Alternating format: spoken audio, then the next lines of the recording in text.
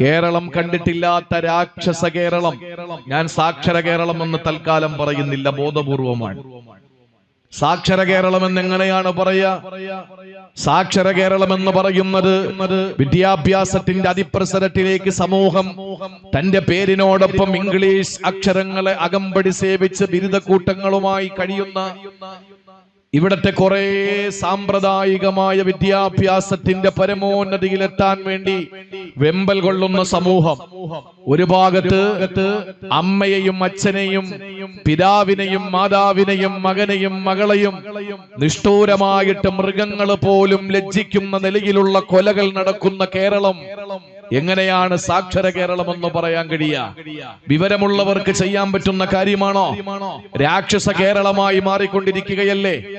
അങ്ങനെ കേരളത്തിന്റെ ഇന്നത്തെ വർത്തമാനകാല സാഹചര്യങ്ങൾ വളരെ മോശമായി കൊണ്ടിരിക്കുമ്പോൾ എന്റെ പ്രിയപ്പെട്ട സഹോദരങ്ങളെ, ഏറ്റവും വലിയ ശത്രുവാരം എന്ന് ചോദിച്ചാൽ ജന്മം നൽകിയ 9 മാസം 10 ദിവസം തന്റെ വയറ്റിൽ ചുമന്നിട്ട് മരണസമാനമായ വേദന സഹിച്ചുകൊണ്ട് പ്രസവിച്ച തന്റെ പ്രിയപ്പെട്ട അമ്മ, അതാണ് ഏറ്റവും വലിയ ശത്രു എന്ന് മക്കൾ വിളിച്ചു പറയുന്ന കാലം. ഏറ്റവും വലിയ ശത്രു കൂടപ്പറപ്പുകളാണ് എന്ന് തിരിച്ചറിയുന്ന കാലം. ആ ഒരു കാലഘട്ടത്തിൽ സഹോദരങ്ങളെ, നമ്മുടെ മദ്രസ ദാറുസ്സലാം എന്ന മദ്രസ കൊട്ടുകാട് ഇങ്ങനെ ഒരു മദ്രസയുടെ ഉദ്ഘാടനം നിർവഹിക്കപ്പെടുമ്പോൾ ഞാൻ അഭിമാനത്തോടെ പറയുകയാണ്, ഈ ജമാഅത്തിന്റെ ഭാരവാഹികളും അതിന് നേതൃത്വം കൊടുത്തവരും അതിന് മാർഗനിർദ്ദേശം നൽകിയവരും സാമ്പത്തികമായ സഹായം നൽകിയവരുമൊക്കെ വളരെ ഭാഗ്യവാന്മാരാണ്. നാളത്തെ തലമുറ ഒരു മദ്രസ നിർമ്മിക്കുന്നു നിങ്ങൾക്ക് തോന്നുന്നുണ്ടോ? കൊട്ടുകാട്ടിൽ എന്നെ കേൾക്കുന്ന നിങ്ങൾക്ക് നാളെ ഒരു തലമുറ മദ്രസ നിർമ്മാണം നടത്തുമെന്ന് തോന്നുന്നുണ്ടോ? ഒരു പള്ളി നിർമ്മിക്കുമെന്ന് തോന്നുന്നുണ്ടോ? വിവരവും വിദ്യാഭ്യാസവും മതബോധവുമുള്ള ഈ ജനറേഷൻ ഏതെങ്കിലും പള്ളി നിർമ്മിച്ചു കൊടുത്താൽ, മദ്രസ നിർമ്മിച്ചു കൊടുത്താൽ, ഭാവിയിൽ വരുന്ന ചെറുപ്പക്കാരായി കടന്നു വരുന്ന ഇന്നത്തെ ചെറിയ മക്കൾ വളരെ വിരളമായിട്ടെങ്കിലും നമസ്കാരക്കാരാകും. അവരിൽ കുറച്ചുപേരെങ്കിലും മദ്രസയുമായി ചേർന്ന് നിൽക്കും. അതിനപ്പുറത്ത് ഒരു കാരണവശാലും നാളത്തെ ഒരു തലമുറ മദ്രസ വയ്ക്കുമെന്ന ഒരു പ്രതീക്ഷയും നമുക്ക് വേണ്ട.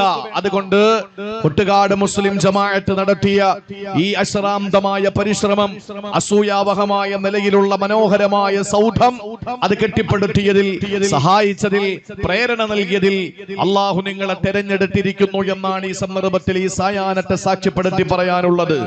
എന്റെ പ്രിയപ്പെട്ട സഹോദരങ്ങളെ, വളരെ വളരെ ഗൗരവത്തോടു കൂടി തന്നെ ഞാൻ പറയുകയാണ്, നമ്മുടെ പ്രിയപ്പെട്ട മക്കൾ വളരെ ഗുരുതരമായ വഴിയിലൂടെ സഞ്ചരിച്ചു കൊണ്ടിരിക്കുകയാണ്. നിങ്ങളുടെ ഇണകളിൽ, നിങ്ങളുടെ സന്താനങ്ങളിൽ ശത്രുക്കൾ ഉണ്ടെന്ന് സൂറത്തുൽ തഗാബുൻ.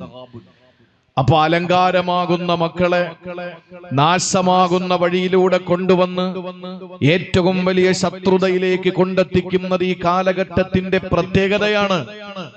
ഞാനിവിടെ കയറി വരുമ്പോൾ ബഹുമാനപ്പെട്ട സയ്യിദ് പ്രസംഗിച്ചുകൊണ്ട് നിൽക്കുമ്പോൾ 2-3 വാചകങ്ങൾ പറഞ്ഞു. അതാണ് ഞാൻ ഹൈലൈറ്റ് ചെയ്ത് നിങ്ങളോട് എനിക്ക് ഈ ഉദ്ഘാടന വേദിയിൽ പറയാനുള്ളത്.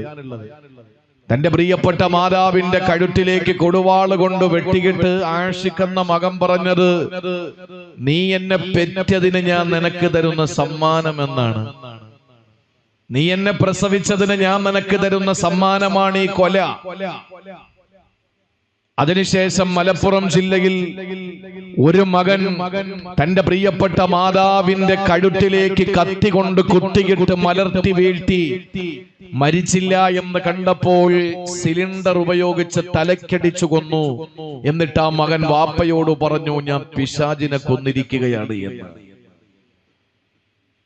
2-3 ദിവസങ്ങൾക്ക് മുമ്പ് എന്റെ നാട്ടിലുണ്ടായ ഏറ്റവും ഗുരുതരമായ, നമ്മുടെ മക്കൾ നമ്മുടെ ശത്രുവോ നാശമോ ഒക്കെ ആയി മാറിക്കൊണ്ടിരിക്കുമ്പോൾ പരിശുദ്ധമായ ഖുർആൻ മറ്റൊരിടത്ത് പറഞ്ഞ ആ ഒരു തലത്തിലേക്ക് നമ്മുടെ മക്കളെ കൊണ്ടുവരാനാണ് ഇതുപോലുള്ള മദ്രസ സംവിധാനങ്ങൾ ഇവിടെ പിറവിയെടുത്തിട്ടുള്ളത്. ആ മദ്രസകളിൽ എന്താണ് പഠിപ്പിക്കുന്നത് എന്ന് കേരളത്തിന്റെ പൊതുബോധം, കേരളത്തിന്റെ പൊതുസമൂഹം, പൊതു പ്ലാറ്റ്ഫോം ഇന്നും കാതോർത്തിരിക്കുകയാണ്. എന്താണ് മദ്രസ ഈ കേരളത്തിൽ സമ്മാനിച്ചത്, ഇന്ത്യയിൽ ഈ പരിശുദ്ധമായ മദ്രസകൾ സമ്മാനിച്ചത് എന്താണ് എന്ന് ചോദിച്ചാൽ, ബഹുമാനപ്പെട്ട APJ അബ്ദുൽ കലാം എന്ന അബുൽ ബക്കീർ ജൈനുൽ ആബിദീൻ അബ്ദുൽ കലാം എന്ന തുമ്പയിലൂടെ സൈക്കിൾ ചവിട്ടി നടന്ന ഒരു അണ്ണാച്ചി പയ്യനായി വളർന്ന് അവസാനം രാജ്യം കണ്ട ഏറ്റവും വലിയ പ്രമുഖ വ്യക്തിത്വമായി മാറി, ഈ രാജ്യത്തിന്റെ പ്രധാനപ്പെട്ട പൗരനായി മാറി, രാഷ്ട്രപതിയായി മാറിയ അബുൽ ബക്കീർ ജൈനുൽ ആബിദീൻ അബ്ദുൽ കലാം എന്ന APJ അബ്ദുൽ കലാം എന്ന തമിഴ്നാട്ടിലെ രാമേശ്വരത്തുകാരനെ ഈ രാജ്യത്തിന് സമ്മാനിച്ചത് മദ്രസയായിരുന്നു. അത് പൊതുമേഖലകളിൽ, പൊതുധാരകളിൽ, പൊതു പ്ലാറ്റ്ഫോമുകളിൽ ചർച്ച ചെയ്യപ്പെടുന്നില്ല എന്നുള്ളതാണ്. എന്താണ് പൊതു മേഖലകളിൽ അല്ലെങ്കിൽ പൊതു ചാനൽ ചർച്ചകളിലൊക്കെ ചർച്ച ചെയ്യപ്പെടുക? ഇവിടെ എന്തൊക്കെയോ വർഗീയതകൾ വളർത്തുന്നു എന്നാണ് മദ്രസകളെ പറ്റി പറയുന്നത്.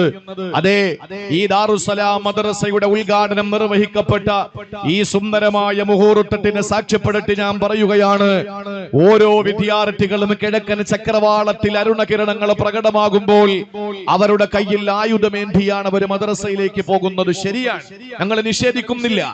ആ ആയുധം നിങ്ങൾ പറയുന്ന ആയുധങ്ങളല്ല. ആ ആയുധമാണ് പരിശുദ്ധമായ ഖുർആൻ. പുരാതന കാലത്തെ പ്രാകൃതന്റെ, പുരോഗമന കാലത്തെ പരിഷ്കൃതന്റെ മനോമുഖരത്തിൽ പരിവർത്തനത്തിന്റെ പടപ്പാട്ട് പാടിയ, ആഗോള സംസ്കാര സംശുദ്ധ സിദ്ധാന്തം വിളിച്ചോതിയ, ലോകം ദാഹിച്ചുകൊണ്ടിരുന്ന വിമോചന സരണി ഹിറാഗഹുരത്തിന്റെ അന്തരീക്ഷത്തെ കീറിമുറിച്ചുകൊണ്ട് റൂഹുൽ അമീൻ മലക്ക് ജിബ്രീൽ അലൈഹിസ്സലാം ഓതിക്കൊടുത്ത പരിശുദ്ധമായ ഖുർആനിൽ ആദ്യമായി പേര് പറഞ്ഞ ആയുധം അതാണ്. ആ ആയുധമാണ് ലോകത്തിന്റെ ഗതിവിഗതികൾ നിയന്ത്രിക്കുന്നത്. ആ ആയുധമാണ് ലോകത്തെ മുഴുവൻ ചലന നിശ്ചലനങ്ങളുടെയും ഗതിവിഗതികളെ നിയന്ത്രിച്ചത്. ആ ആയുധമാണ് ഇന്നും എന്റെ പ്രിയപ്പെട്ടവരെ കോളിളക്കം സൃഷ്ടിച്ചുകൊണ്ടിരിക്കുന്നത്. ആ ആയുധമേതാണ്? ഇസ്രയേൽ എന്ന് പറയുന്ന കിരാത രാജ്യം അമേരിക്കയുടെ പ്രസിഡന്റിന്റെ ഒത്താശയോടെ പലസ്തീനിലെ പാവപ്പെട്ട മുസ്ലിം സമുദായത്തിന്റെ തലയിലേക്ക് എറിഞ്ഞുകൊടുക്കുന്ന ആയുധമായിരുന്നില്ല. ആ ആയുധം ഏതാണെന്ന് ചോദിച്ചാൽ ആ ആയുധമാണ് വിശുദ്ധ ഖുർആൻ പറഞ്ഞു അല്ലമ ബിൽ ഖലം, പേന. ആ പേന എന്ന ആയുധമേന്തിയിട്ടാണ് നേരം പുലരുമ്പോൾ ഇവിടത്തെ നൂറുകണക്കിന് മദ്രസയിൽ പഠിക്കുന്ന പൊന്നുമക്കൾ അവരുടെ മദ്രസയിലേക്ക്, ദാറുസ്സലാം മദ്രസയിലേക്ക് പോകുന്നത്. ആ ആയുധം കൊണ്ടവർ കുത്തിക്കുറിക്കുന്നത് എന്താണ്? തന്റെ പ്രിയപ്പെട്ട ഏതെങ്കിലുമൊക്കെ ഇഷ്ടക്കാരായ സ്വജനപക്ഷപാതികളായ ഏതെങ്കിലും സമുദായ സ്നേഹത്തിന്റെ പേരിൽ മാത്രം ഒതുങ്ങിക്കഴിയണമെന്നായിരുന്നില്ല. അയൽവാസി പട്ടിണി കിടക്കുമ്പോൾ അവന് ഹൈന്ദവനായാലും ക്രൈസ്തവനായാലും മുസൽമാനായാലും ജൂതനായാലും പാഴ്സിയായാലും മതമുള്ളവനായാലും നിരീശ്വരവാദിയായാലും മതത്തിന്റെ പേരിൽ തമ്മിലടിക്കുന്നവരായാലും പച്ചക്കരളുള്ള ആരായാലും ആ അയൽവാസി പട്ടിണി കിടക്കുന്നത് അറിഞ്ഞിട്ട് മൃഷ്ടാന്ന ഭോജനം നടത്തുന്നവൻ എന്റെ സമുദായത്തിൽപ്പെട്ടവനല്ല എന്ന് കുത്തിക്കുറിക്കാനാണ് ആ ആയുധം കൊണ്ടുപോകുന്നത്. മുതിർന്നവരോട് ബഹുമാനം കാണിക്കണമെന്ന ഒരു പൊതുസമൂഹത്തിന്റെ ഒരു പൊതുവായ തത്വം എഴുതി പിടിപ്പിക്കാനാണ് ആയുധം ഉപയോഗിക്കുന്നത്. ചെറിയ മക്കളോട് കരുണ കാണിക്കണമെന്ന് വളരെ കൃത്യമായ അധ്യാപനത്തിൽ നിന്ന് അടർത്തിയെടുക്കുന്ന ആ അടർത്തിയെടുത്തിട്ട് പകർത്തിയെടുക്കുന്ന ആ ഒരു വരി എഴുതി ചേർക്കാനാണ്, ആ അധ്യായത്തെ കുറിച്ചെടുക്കാൻ വേണ്ടിയാണ് ആയുധമാകുന്ന പേനയന്തി പോകുന്ന നമ്മുടെ പ്രിയപ്പെട്ട മക്കൾ. ആ പ്രിയപ്പെട്ട മക്കൾ ആ ആയുധം കൊണ്ട് എഴുതുന്നത് ഏത് മതവിഭാഗത്തിൽപ്പെട്ടവനായാലും അവന്റെ ആരാധനാലയങ്ങളോട് ഒരകൽച്ച പാടില്ല, അവന്റെ ആരാധനാലയങ്ങളോട് പുച്ഛം പാടില്ല, അവന്റെ ആരാധ്യ വസ്തുക്കളോട് യാതൊരു നിലയിലുള്ള പകയും പാടില്ല. ഇത് പഠിപ്പിക്കുന്ന ഒരു സംവിധാനം മദ്രസകൾ മാത്രമാണ്. ആ മദ്രസ സംവിധാനങ്ങൾ ഉള്ളത് കൊണ്ടാണ് എന്റെ പ്രിയപ്പെട്ട സഹോദരങ്ങളെ ഇവിടെ ഒരു സമൂഹം ഏറ്റവും സുതാര്യമായ നിലയിൽ, നേരത്തെ ഇവിടെ പറഞ്ഞതുപോലെ ഏതെങ്കിലുമൊക്കെ വൃദ്ധസദനങ്ങളിൽ മാതാപിതാക്കളെ തളച്ചിടപ്പെടുമ്പോൾ അരുത്, ആ മാതാപിതാക്കളുടെ കാലിനടിയിലാണ് നിന്റെ സ്വർഗം. കൊട്ടുകാട് പള്ളിയുടെ മിഹ്റാബിനകത്തല്ല, കൊട്ടുകാട് പള്ളിയുടെ മിമ്പറിനകത്തല്ല നിന്റെ സ്വർഗം. പരിശുദ്ധമായ ഹജറുൽ അസ്വദിന്റെ ചുവട്ടിലല്ല, പരിശുദ്ധമായ ഹുജറത്തു ശരീഫയിലല്ല നിന്റെ സ്വർഗമുള്ളത്. ആ സ്വർഗം നിന്റെ പ്രിയപ്പെട്ട മാതാവിന്റെ കാൽ ചുവട്ടിലാണ് സ്വർഗമെന്ന് പഠിപ്പിച്ച ലോകത്തെ ഏറ്റവും വലിയ സ്നേഹത്തിന്റെ അംബാസഡറായ മഹാനായ നബി മുഹമ്മദ് മുസ്തഫ സല്ലല്ലാഹു അലൈഹി വസല്ലമ തങ്ങൾ, ആ അമ്മ, ആ ഉമ്മ എന്ന് പറയുന്നത് പ്രായമുള്ളവര് എന്ന അർത്ഥത്തിൽ മാത്രമല്ല. നൊന്തുപെറ്റ നിന്റെ പ്രിയപ്പെട്ട ഉമ്മ, നൊന്തുപെറ്റ നിന്റെ അമ്മ, നൊന്തുപെറ്റ നിന്റെ പ്രിയപ്പെട്ട സഹോദരന്റെ അമ്മ, ഇതെല്ലാം നിന്റെ മാതാവോളം നിന്റെ പ്രിയപ്പെട്ട ഉമ്മയോളം ബഹുമാനിക്കപ്പെടേണ്ട വസ്തുതയാണ് എന്ന് പഠിപ്പിച്ചത് കൊണ്ടല്ലേ കൊട്ടുകാടിൽ ഏതെങ്കിലും ഒരു അമുസ്ലിമായ സഹോദരൻ ഇന്നത്തെ ഈ സായാഹ്നത്തിൽ ദാറുസ്സലാം മദ്രസയുടെ ഉദ്ഘാടനം നടക്കുന്ന വേദിയിൽ ഈ തങ്ങളുടെ കൈപിടിച്ചുകൊണ്ട് അഷ്ഹദു അല്ലാ ഇലാഹ ഇല്ലല്ലാഹ് വഅഷ്ഹദു അന്ന മുഹമ്മദർ റസൂലുള്ളാഹ് എന്ന വിശുദ്ധമായ കലിമ പറഞ്ഞ് ഇസ്ലാമിന്റെ സുന്ദരമായ ആ ഒരു കൊടക്കീഴിൽ അണിനിരന്നാൽ ഇന്നത്തെ മഗ്രിബ് കഴിഞ്ഞ് ഇന്നത്തെ വൈകുന്നേരങ്ങളിൽ അല്ലെങ്കിൽ ഇന്നത്തെ രാത്രിയിൽ അയ്യപ്പനായ കാളിയായ നിന്റെ പ്രിയപ്പെട്ട അമ്മയും അച്ഛനും സുഖമില്ലാതെ കിടക്കുമ്പോൾ നീ എങ്ങനെയാണോ നിന്റെ പ്രിയപ്പെട്ട മാതാപിതാക്കളെ മണിക്കൂറുകൾക്ക് മുമ്പ് പരിചരിച്ചിരുന്നത് അതുപോലെ പരിചരിച്ചാൽ പോരാ. ഇന്ന് നീ മുസ്ലിമാണ്, നിന്റെ അമ്മ ഹിന്ദുവാണ്, നിന്റെ അച്ഛൻ ഹിന്ദുവാണ്. ആ അച്ഛൻ ഹിന്ദുവും അമ്മ ഹിന്ദുവുമായ നിന്റെ മാതാപിതാക്കളോട് വസാഹിബുഹുമാ ഫിദ്ദുനിയാ മഅറൂഫാ എന്ന് പരിശുദ്ധ ഖുർആൻ പഠിപ്പിക്കുന്നു. വസാഹിബുഹുമാ ഫിദ്ദുനിയാ മഅറൂഫാ ഏത് പദമാണ് അല്ലാഹു ഉപയോഗിച്ചത്? ഖുർആൻ അറിയുന്നവരാണ് എന്റെ മുന്നിലുള്ളത്, ഖുർആന്റെ പ്രബോധകരും പണ്ഡിതന്മാരുമാണുള്ളത്.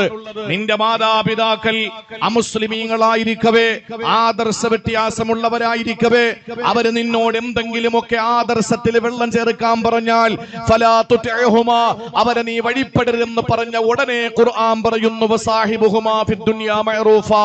നിങ്ങൾ വളരെ ക്രിയാത്മകമായി നിങ്ങളുടെ മാതാപിതാക്കളോട് ദുനിയാവിൽ ഇടപെടണമെന്ന് പറയുമ്പോൾ അല്ലാഹു പറഞ്ഞ വാക്കാണ് എന്റെ പ്രിയപ്പെട്ടവരെ നമ്മൾ ചിന്തിപ്പിക്കേണ്ടത്. വസാഹിബുഹുമാ എന്താ ഖുർആൻ പറഞ്ഞത്? ഇതേ വാക്ക് അല്ലാഹു മറ്റൊരിടത്ത് പറഞ്ഞിട്ടുണ്ട്, അറിയോ? ഏത് വാക്കാണ്? പരിശുദ്ധമായ സൗർ ഗുഹയിൽ ആദരവായ പ്രവാചകൻ നബി മുഹമ്മദ് മുസ്തഫ സല്ലല്ലാഹു അലൈഹി വസല്ലമ തങ്ങൾ ശത്രുക്കളാൽ ആട്ടിയോടിക്കപ്പെടുകയും മദീനയിലേക്ക് പലായനം ചെയ്യപ്പെടുകയും ചെയ്യണമെന്ന അല്ലാഹുവിന്റെ കൽപ്പന വന്നപ്പോൾ പരിശുദ്ധമായ മക്കയിൽ നിന്ന് മദീനയിലേക്കുള്ള യാത്രയിൽ 3 ദിവസത്തോളം താമസിച്ച സൗർ ഗുഹ, ആ സൗറിൽ മഹാനായ നബി സല്ലല്ലാഹു അലൈഹി വസല്ലമ തങ്ങൾ വിശ്രമിക്കുമ്പോൾ സയ്യിദുനാ അബൂബക്കർ സിദ്ദീഖ് റളിയല്ലാഹു തആല അൻഹുയുടെ മടിയിൽ തലവെച്ച് കിടക്കുന്ന പ്രിയപ്പെട്ട പ്രവാചകനോട് അബൂബക്കർ സിദ്ദീഖ് തങ്ങൾ ചോദിച്ചൊരു ചോദ്യമുണ്ട്. തന്റെ തൊട്ടുമുകളിൽ ശത്രുക്കൾ 100 ഒട്ടകം ഇനാം പ്രഖ്യാപിച്ചുകൊണ്ട് ആ ഒട്ടകം ഞങ്ങൾക്ക് വേണമെന്ന് പറഞ്ഞുകൊണ്ട് മുഹമ്മദിനെയും അബൂബക്കറിനെയും ജീവനോടെയോ മരണപ്പെട്ടായിട്ടാലും കുഴപ്പമില്ല അവരുടെ ശിരസ് കൊണ്ടുവന്ന് പരിശുദ്ധമായ കഅബാലയത്തിന്റെ മുന്നിൽ സമർപ്പിക്കുന്നവന് 100 ഒട്ടകം കൊടുക്കാമെന്ന ഇനാം പ്രഖ്യാപിച്ചപ്പോൾ അവിടുത്തെ ഫാസിസ്റ്റ് ദുശക്തികളുടെ മുമ്പിലേക്ക് ആ ഒട്ടകം ഇനാം വാങ്ങാൻ വേണ്ടിയിട്ട് അള്ളാഹുവിന്റെ പ്രിയപ്പെട്ട പ്രവാചകനെയും സിദ്ദീഖുൽ അക്ബറിന്റെയും തല കൊയ്യാൻ വേണ്ടി വന്ന അവിടുത്തെ സത്യനിഷേധികളായ കുഫാറുകൾ ഒരു പാറപ്പുറത്ത് കയറി നിൽക്കുമ്പോൾ ആ പാറയുടെ തൊട്ടു താഴെ വിറങ്ങലിച്ച് ഉറങ്ങുന്ന പ്രവാചകനെ ഉണർത്താതെ ആ സുന്ദരമായ റിസാലത്തിന്റെ ശിരസെടുത്ത് മടിത്തട്ടിൽ വെച്ച് കാല് നീട്ടിവെച്ചുകൊണ്ട് കിടക്കുന്ന അബൂബക്കർ സിദ്ദീഖ് റളിയല്ലാഹു അൻഹു അവസാനം അബൂബക്കർ സിദ്ദീഖ് തങ്ങൾ നബിയെ ഉണർത്തിയിട്ട് ചോദിച്ചൊരു ചോദ്യമുണ്ട്. അവരെങ്ങാനും താഴോട്ട് നോക്കിയാ നമ്മളെ കാണൂലേ? ആ സമയത്ത് ഖുർആൻ പറഞ്ഞൊരു പദപ്രയോഗമാണ്. എന്തായിരുന്നു? സൗറിൽ ആ 2 പേര് ഒരുമിച്ചിരിക്കുന്ന സന്ദർഭം അള്ളാഹുവിന്റെ ഖുർആൻ അവതരിപ്പിക്കുകയാണ്. എന്നിട്ട് പറഞ്ഞത് എന്താണ്? ഇത് യഖൂലു ലിസാഹിബിഹി. അള്ളാഹുവിന്റെ ഖുർആൻ പറഞ്ഞ വാക്കിതാണ്. അബൂബക്കർ സിദ്ദീഖിനെ പറ്റി റസൂലുള്ളാഹിയോട് പറഞ്ഞത് ഇത് യഖൂലു ലിസാഹിബിഹി, തന്റെ സാഹിബാണെന്ന് പറഞ്ഞു. ആ സാഹിബ് എന്ന് പറഞ്ഞാൽ എന്താണ്?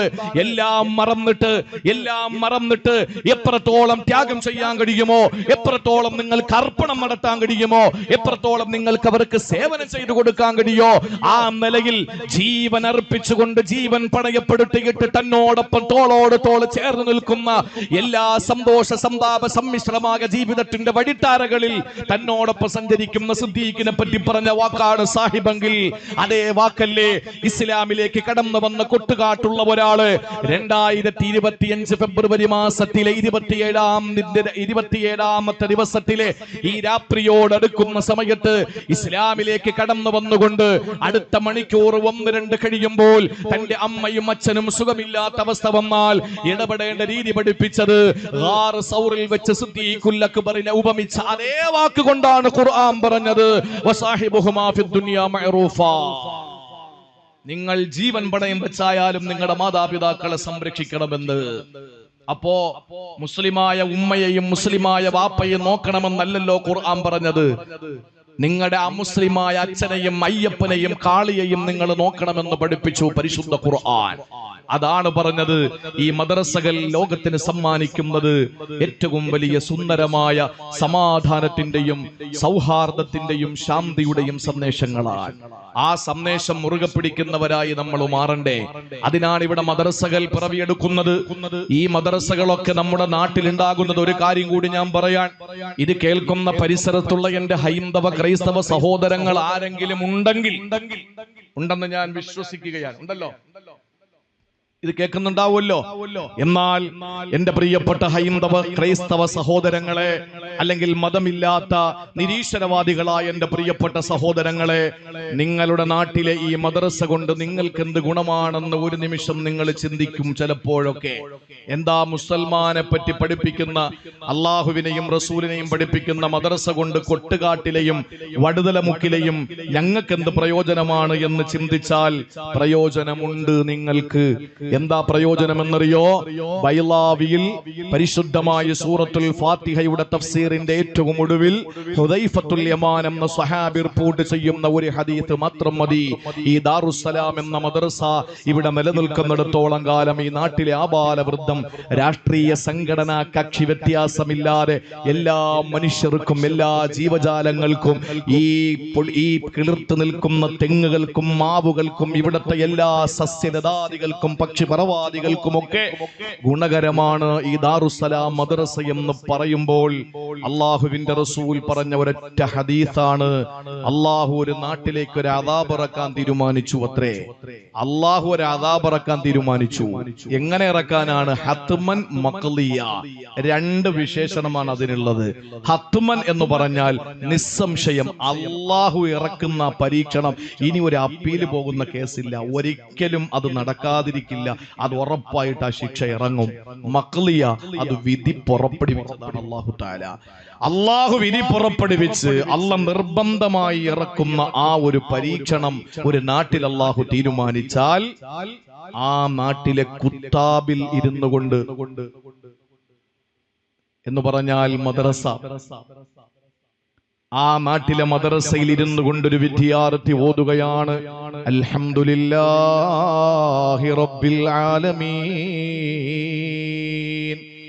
ഈ ഒരു ആയത്ത് അങ്ങോട്ട് ഓതുമ്പോൾ ആദരവായ പ്രവാചകൻ അവിടുന്ന് പറയുകയാണ്, ആ നാട്ടിൽ നിന്ന് അള്ളാഹു നിശ്ചയിച്ച് ഉറപ്പിച്ചിറക്കാൻ തീരുമാനിച്ച വലിയ ഒരു അദാബ്, വലിയ ഒരു വിപത്ത്, ഒരു വലിയ പരീക്ഷണം, അള്ളാഹുവിന്റെ ഒരു വലിയ പരീക്ഷണം.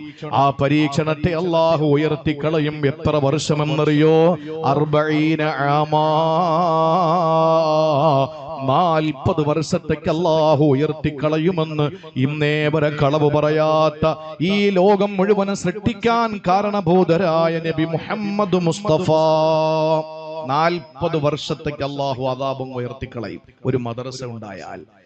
അപ്പൊ ചില ആളുകളൊക്കെ ചിരിക്കും, എന്നാ പിന്നെ കോവിഡ് വരുന്നതിന് മുമ്പ് മദ്രസ എത്രയോ നൂറ്റാണ്ടുകളായി ഇവിടെ ഉണ്ടല്ലോ, അതുപോലെ എന്തെല്ലാം പരീക്ഷണങ്ങൾ വന്നു, അപ്പോഴൊന്നും അള്ളാഹു ഉറങ്ങിപ്പോയോ? അങ്ങനെയൊക്കെയുള്ള ചോദ്യങ്ങൾ സോഷ്യൽ മീഡിയയിൽ ചോദ്യങ്ങൾ ഉയർന്നുകൊണ്ടിരിക്കുകയാണ്.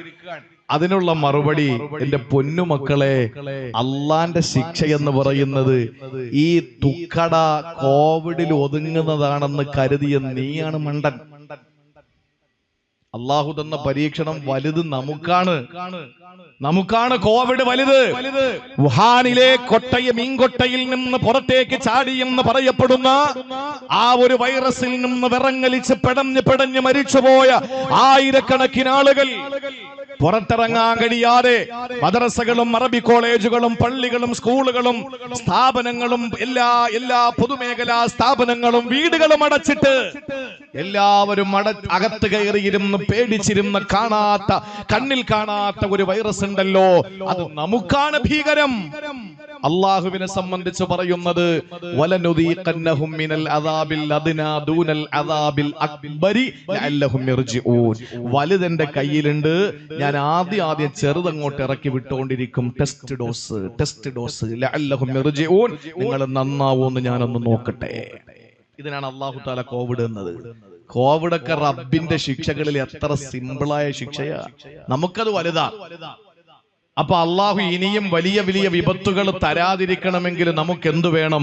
ഈ മദ്രസകൾ ഇവിടെ നിലനിൽക്കണം. ഈ മദ്രസ കെട്ടിടങ്ങൾ, ഇവിടെ മദ്രസകൾ ഒരുപാട്. നിങ്ങൾ നോക്ക്, ഒരു നാട്ടിൽ മദ്രസ ഉണ്ടെങ്കിൽ ജനങ്ങൾക്ക് ബോധം ഉണ്ടാവും, ഇവിടെ തമ്മിലടിക്കില്ല.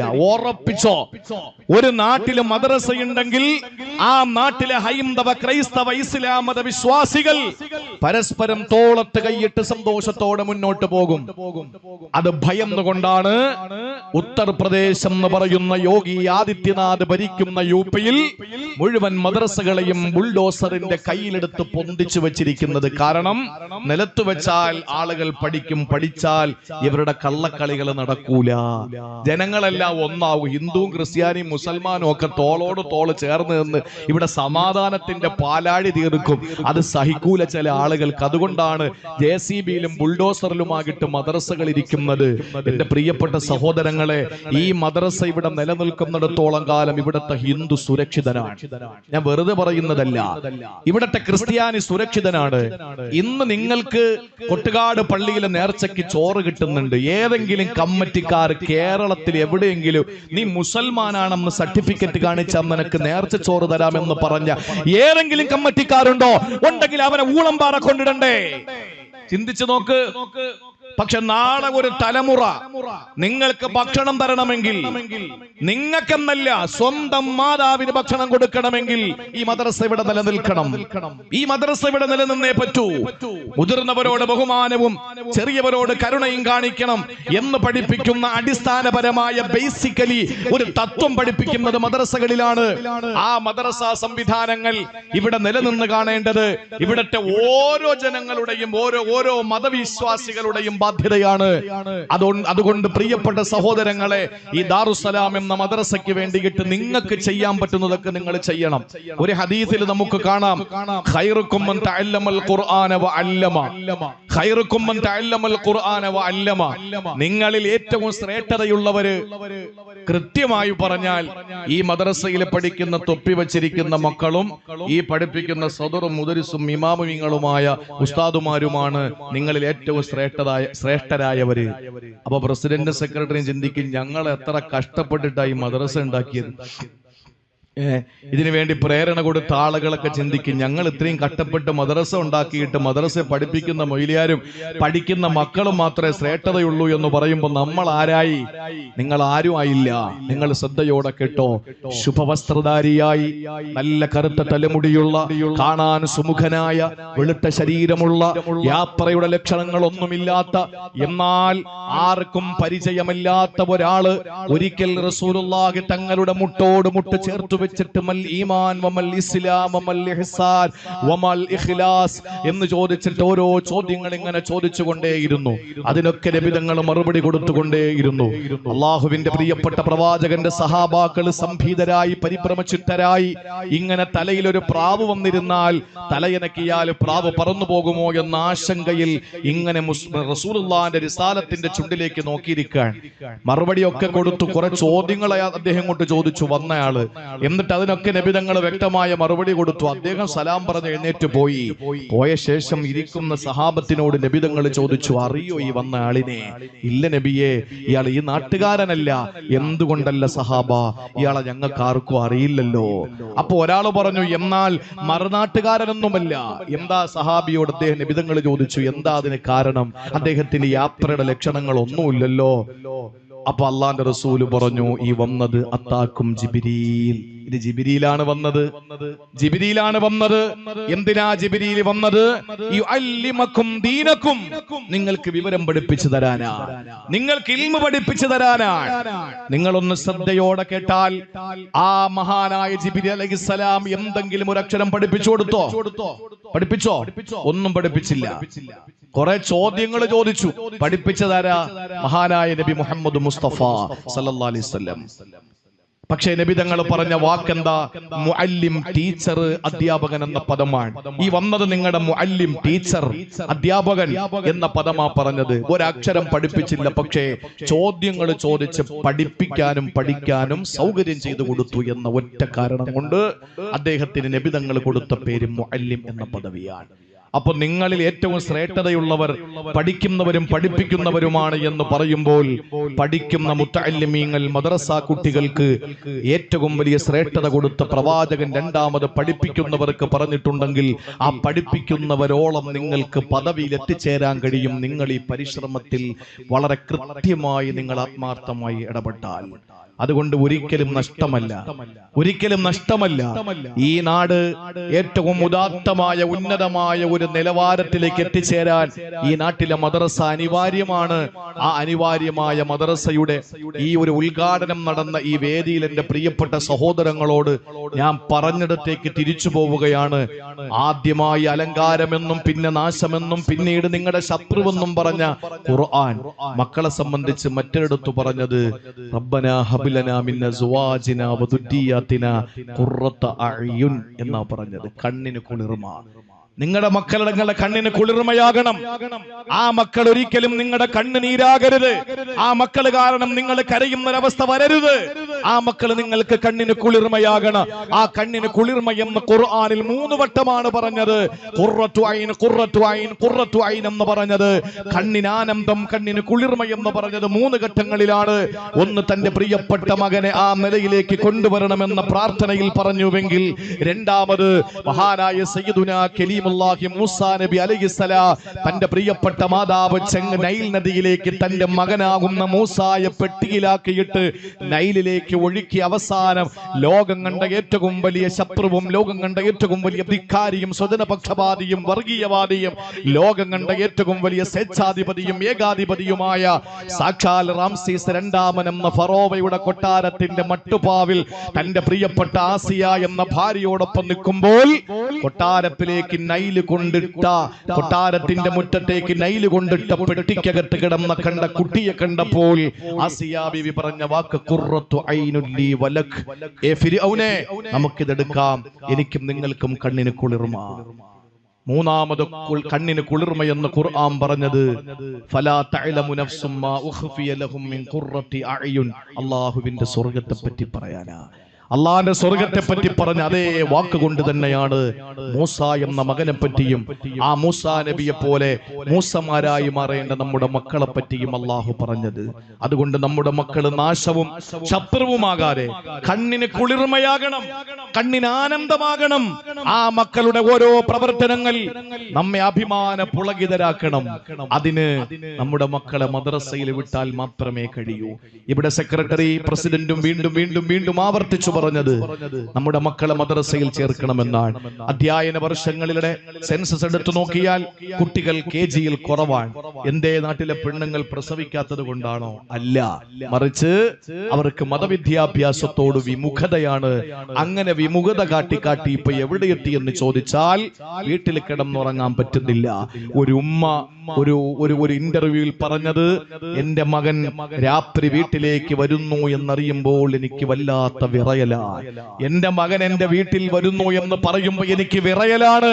സാധാരണ മക്കൾ രാത്രി വീട്ടിൽ വരുമ്പോഴൊരു ഉമ്മയ്ക്ക് ആശ്വാസമല്ലേ, ആ ഉമ്മയ്ക്ക് ആനന്ദമല്ലേ?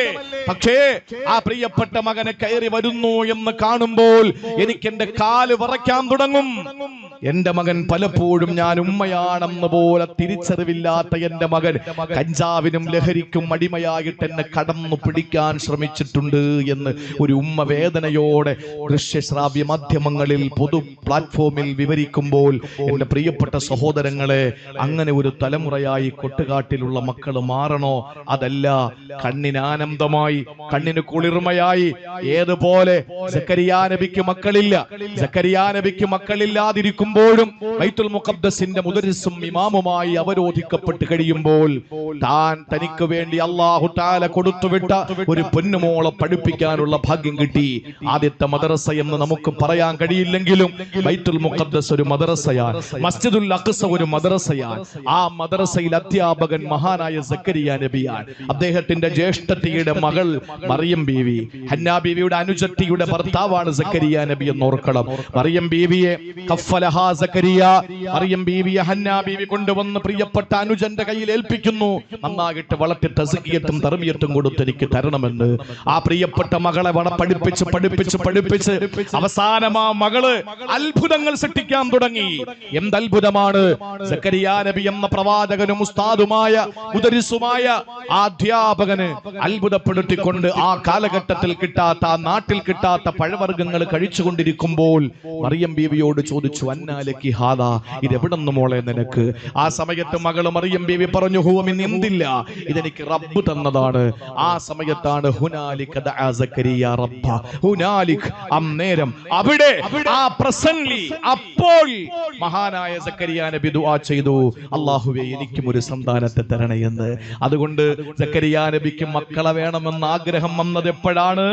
അല്ലാഹു റബ്ബുൽ ഇസ്സത്ത് ഖുർആൻ പരിശുദ്ധ ദീൻ പഠിച്ച, പരിശുദ്ധ മതം പഠിച്ച ഒരു പെൺകുട്ടിയെ മദ്രസയിൽ അല്ലാഹു തആല ഇരുത്തി പഠിപ്പിക്കാൻ അവസരം കൊടുത്ത സക്കരിയ നബിയുടെ മുമ്പിൽ വലിയ അത്ഭുതങ്ങൾ കാണിച്ചപ്പോഴാണ്. കണ്ണിന് കുളിർമ വന്നു ഈ അത്ഭുതകരമായ അവസ്ഥ കണ്ടിട്ട്.